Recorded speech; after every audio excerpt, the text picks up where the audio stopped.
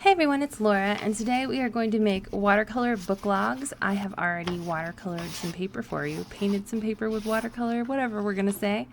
And you've got some extra if you want to do that as well. If you want to watercolor or paint, the thing to do is to take your blank paper, put it down on a flat surface that you are okay taping things to, tape it down with masking tape, paint it in whatever way you desire, and then allow it to completely dry before you do what I'm doing right now, which is cutting things into strips and gluing them. You will have a brown piece of paper already done. Cut that into strips however wide you want, and then glue them down with the glue of your choice onto your canvas, which hopefully you picked up when you got your craft kit. If you didn't, we've got them at the library. Whatever distance you glued those down apart, that is how wide you want your book, or how tall you want your books to be. I kind of eyeballed everything in this process, including making a little potted plant for my shelf, which is what I'm doing here. If you want to be more precise, you are welcome to use a ruler and cut things out with scissors in a very neat way instead of just having a good time, which is what I did. So once you've got your shelves glued down, you can start adding your books and embellishments.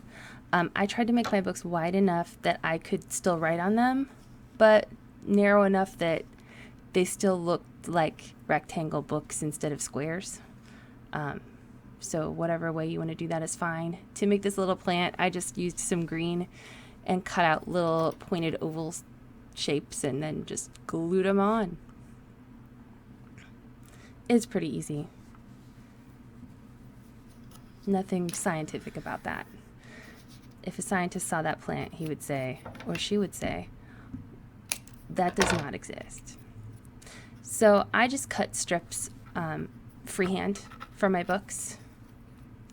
You may want to use your extra paper to make more books. You can also draw in extra books if you don't want to use watercolor, but I gave you enough paint and enough paper, hopefully, that you'll have enough. When you glue these on, you're going to want to make sure that it looks kind of natural. Don't have all your books standing up perfectly straight. Have some of them kind of leaning to the side, or stack them horizontally on the shelf. You can even have some fun and cut a really wide piece and draw a cover if you want to have some that are facing outward. It is completely up to you. And if you want to have a ton of books, do it. If you don't have to put as many books on this as I did. I read a lot of books because this is my job. So I have way too many books on here for most people. And then if you are like me and you think you're going to use all these books, fill them all out, this can be part of the year. This can be several years for you as a book log. Completely up to you. And now that you've seen how straightforward it is to make something like this, you can use any kind of paper. You don't have to watercolor at first. I like how I'm making that a verb. It's not a verb. You don't have to paint it first. Completely up to you. And see, I just kind of went to town.